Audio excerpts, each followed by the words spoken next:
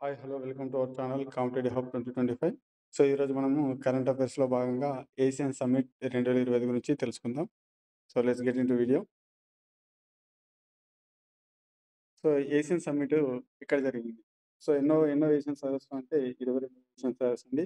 ఎక్కడ జరిగిందంటే October 25న Kuala Lumpur, మలేషియాలో జరగడం జరిగింది. సో, ఈ ఏషియన్‌లో మొత్తంగా సభ్య దేశాల సంఖ్య ఎంత అండి? 10. సభ్య దేశాల సంఖ్య ఎంత అండి? 10. కాకపోతే ఈ 22వ ఏషియన్ సమావేశంలో తూర్పు తైమూర్ అనే దేశాన్ని 11వ సభ్య దేశంగా ఇక్కడ స్వీకరించడం జరిగింది. సో, ఈ తూర్పు తైమూర్‌ను తైమూర్ లెస్టే అని కూడా పిలవడం జరుగుతుంది. తూర్పు తైమూర్‌ని ఏమని పిలుస్తారండి? తైమూర్ లెస్టే అని కూడా పిలవడం జరుగుతుంది. ఈ తైమూర్ లెస్టే లేదా తూర్పు తైమూర్ అనే దేశం 2011లో ఏసియన్ సభ్య ఏసియన్ సభ్యత్వం కోసం దరఖాస్తు చేసుకోవడం జరిగింది.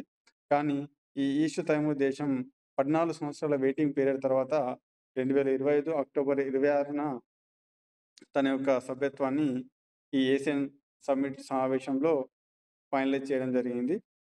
సో, ఈ తూర్పు తైమూర్ యొక్క జీడీపీ చూసినట్లయితే $2 బిలియన్, అదేవిధంగా ఏషియన్‌లో ఉన్నటువంటి మొత్తం దేశాల యొక్క జీడీపీ గనుక గమనించినట్లయితే $3.8 ట్రిలియన్ ఉండడం జరిగింది.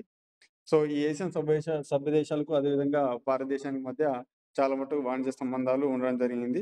సో, ఈ ఈ వాణిజ్య సంబంధాల దృష్ట్యా భారత ప్రధాని మోడీ గారు వర్చువల్ మోడ్‌లో ఈ ఏషియన్ సమావేశానికి హాజరు కావడం జరిగింది. సో, అందులో భాగంగా 2026 సంవత్సరాన్ని ఆసియన్ భారత సముద్ర సహకార సంవత్సరంగా మన ప్రధాని మోడీ గారు ప్రకటించడం జరిగింది. అంటే ఇందులో భాగంగా సముద్ర భద్రత, నీలి ఆర్థిక వ్యవస్థ,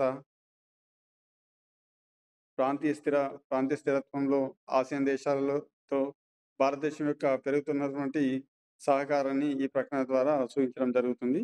అదేవిధంగా మానవతా సహాయం మరియు విపత్తు ఉపశమనం, సముద్ర భద్రత మరియు స్థిరమైన సముద్ర అభివృద్ధిలో సహకారానికి భారత్ యొక్క నిబద్ధతను ప్రధానమంత్రి గారు నొక్కి చెప్పడం జరిగింది.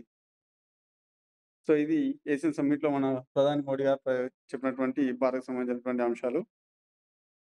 సో, అదేవిధంగా ప్రధాని మోడీ గారు ఇండియా మరియు ఆసియాన్ దేశాల మధ్య సంబంధాలను fellow travel of the global సౌత్‌గా వర్ణించడం జరిగింది.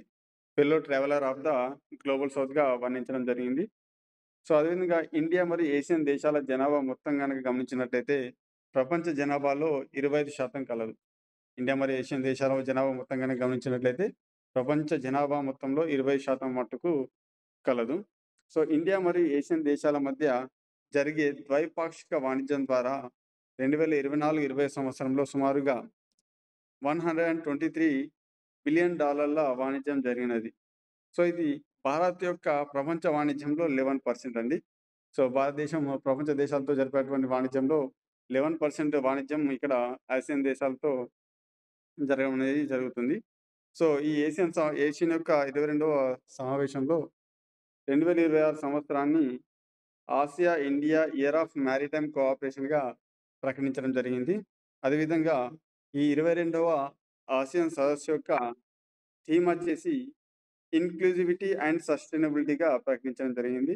సో, మనకి ఈ థీమ్ అనేది చాలా కాంపిటేటివ్ పాయింట్ ఆఫ్ వ్యూలో చాలా చాలా ఇంపార్టెంట్ అండి.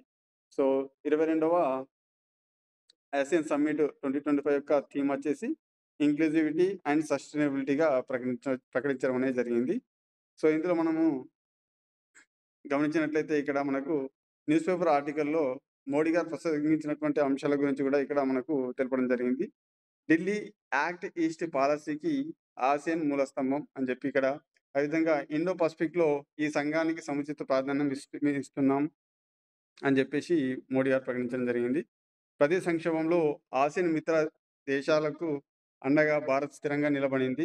విద్య, పర్యాటకం, శాస్త్ర సాంకేతిక, ఆరోగ్యం, హరిత ఇంధనం, సైబర్ భద్రత పలు రంగాల్లో పరస్పర సహకారాన్ని మరింత పెంచుకునేందుకు ఇరు వర్గాలు కృషి చేస్తున్నాయి. 21వ శతాబ్దం భారత్ ఆసియాన్‌దే అని మోడీ గారు ప్రకటించడం జరిగింది. యావత్ మానవాళికి మెరుగైన భవిష్యత్తును అందించేందుకు ఆసియన్ కమ్యూనిటీ విజన్ 2045 అదేవిధంగా వికసిత్ భారత్ 2047 లక్ష్యంగా దోహదపడతాయని విశ్వసిస్తున్నట్లుగా ప్రధాని మోదీ గారు వర్చువల్ మోడ్‌లో ఏసియన్ సమ్మిట్‌లో ప్రసంగించడం అనేది జరిగింది. సో, థాంక్ యూ అండి. For more updates like, share and subscribe my channel competitive hub 25.